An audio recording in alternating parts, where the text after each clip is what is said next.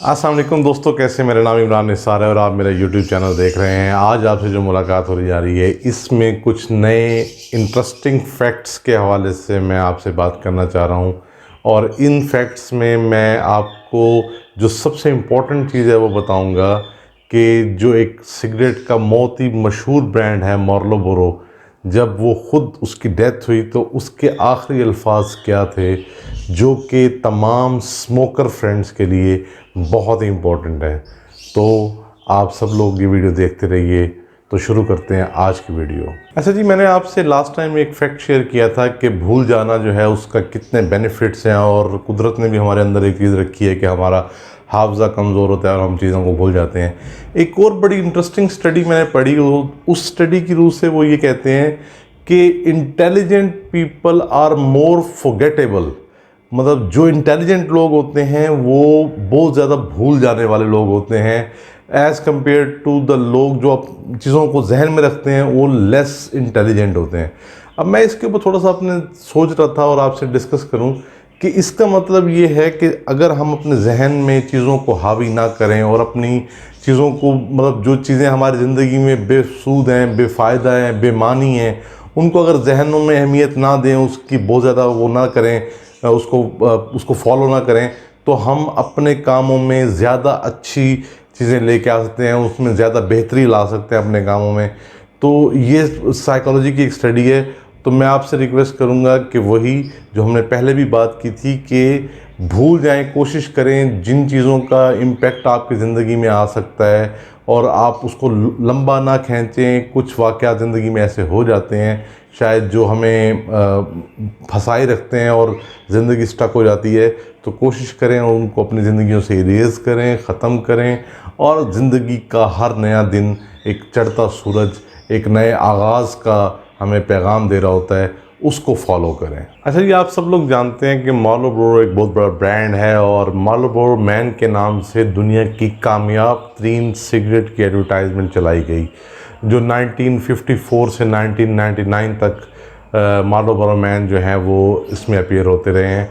और वो जो करैक्टर निभाने वाला शख्स था, जब उसकी ख़ुद की डेथ हुई है तो वो आखिरी one of the last few words जो उसके थे उसमें से ये था कि अपने बच्चों को स्मोकिंग से बचाएं, क्योंकि इससे आपके बच्चों की डेथ हो सकती है। क्योंकि वो बंदा खुद फेफड़ों के कैंसर में मुब्तला था और स्मोकिंग की वजह से उसकी डेथ हुई थी, कैंसर की वजह से। तो इमेजिन करें कि जो बंदा खुद इतना अरसा, तकरीबन कोई 46 ईयर्स तक ये कैंपेन रन करता रहा और दुनिया की कामयाब तरीन एडवर्टाइजिंग कैंपेन वो रन करता रहा, जब उसको भी मौत सामने नज़र आई तो उसने अपना सच और अपनी हकीकत बताई। तो मैं तमाम ऐसे दोस्तों से रिक्वेस्ट करूंगा जो स्मोकिंग करते हैं कि कोशिश करें इसको जितना तर्क कर सकें, ख़त्म कर सकें। Think about your love once, अपने प्यारों के बारे में सोचें। और साफ ज़ाहिर है कि बहुत सारी ऐसी बीमारियां स्मोकिंग की वजह से आपके अंदर सरायत कर जाती हैं कि उसके बाद अल्टीमेटली आपको छोड़नी पड़ती है। तो जब मजबूरी बन जाए छोड़ना, उस वक्त तो आप छोड़ेंगे।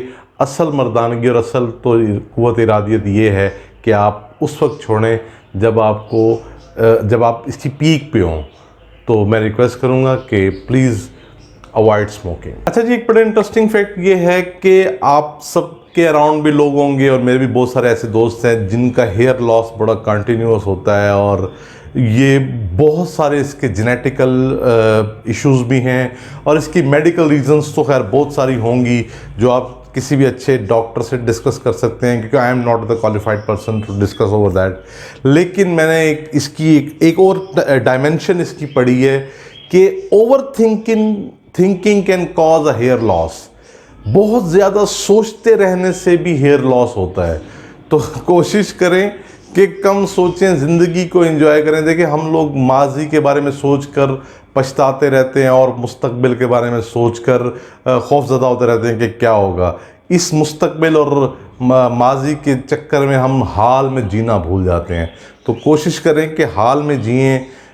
जो भी वक्त है, प्रिपरेशन फॉर द फ्यूचर तो होनी चाहिए, लेकिन इतनी ज़्यादा नहीं, ओवर थिंकिंग ना करें कि आपकी जो एक खूबसूरत लुक है ड्यू टू हेयर्स वो ख़त्म हो जाए। और आप सब जानते हैं कि हेयर लॉस की वजह से तो बहुत ही मतलब अच्छे अच्छे लोगों की लुक भी ख़राब हो जाती है और लोग बहुत ज़्यादा हेयर ट्रांसप्लांट्स और बहुत कुछ करवा देते हैं। तो भाई उस खर्चे से बचें, हेयर ट्रांसप्लांट वाले ख़र्चे से भी, और कोशिश करें कि कम सोचें। अच्छा जी, आपके और हमारे सबके दरमियान बहुत सारे ऐसे दोस्त होते हैं जो इंट्रोवर्ट पर्सनैलिटी होते हैं और बड़े खामोश तबाह होते हैं और अपनी ही ज़ात में गुम रहते हैं और बहुत ज़्यादा लोगों से घुलना मिलना उनमें अच्छा नहीं होता। अगर महफिल में भी बैठे होंगे तो खामोश बैठे होंगे। अच्छा, बहुत सारे लोग उनको घुमंडी भी कहते हैं कि यार ये बड़े मगरूर हैं और ऐसा। देखिए, ऐसे कुछ भी नहीं है। और एक स्टडी ये बताती है कि 75% ज़्यादा क्रिएटिव होते हैं वो लोग जो इंट्रोवर्ट पर्सनैलिटी होते हैं। इसका मतलब ये होता है कि उनका थिंकिंग प्रोसेस तो हो रहा होता है और वो ज़्यादा क्रिएटिव चीज़ों में सोचते हैं एज़ कम्पेयर टू के लोगों के दरमियान बैठकर गॉसिप करना और लोगों के बारे में ही डिस्कस करते रहना। तो इंट्रोवर्ट होना भी कोई बुरी बात नहीं है और ये स्टडी साइकोलॉजी की प्रूव करती है कि वो ज़्यादा क्रिएटिव होते हैं एज़ कम्पेयर टू के नॉर्मल पीपल। और लास्ट में जी मैं आपसे डिस्कस करूं कि हमने बड़ा कॉमनली ये सुना है कि I am your best friend, और बेस्ट फ्रेंड्स की बड़ी एग्जांपल्स मौजूद हैं, होते हैं ज़िंदगी में सबके। मैंने एक आपसे डिस्कस किया था कि एक आम आदमी अपनी पूरी ज़िंदगी में एवरेजली 400 दोस्त बनाता है, लेकिन उसकी ड्रॉप आउट रेशो ऐसी होती है कि उसमें से जस्ट 33 लोग ही ऐसे होते हैं जो उसके रियल फ्रेंड्स रह जाते हैं। बाकी मुख्तलिफ मफादात, मुख्तलिफ रीज़न्स की वजह से उसको छोड़ के चले जाते हैं। एक स्टडी और ये बताती है कि 91% people left their friends home they call their best friend. 91% लोग छोड़ देते हैं उन लोगों को जिनको किसी टाइम पे वो अपना बेस्ट फ्रेंड कहते थे।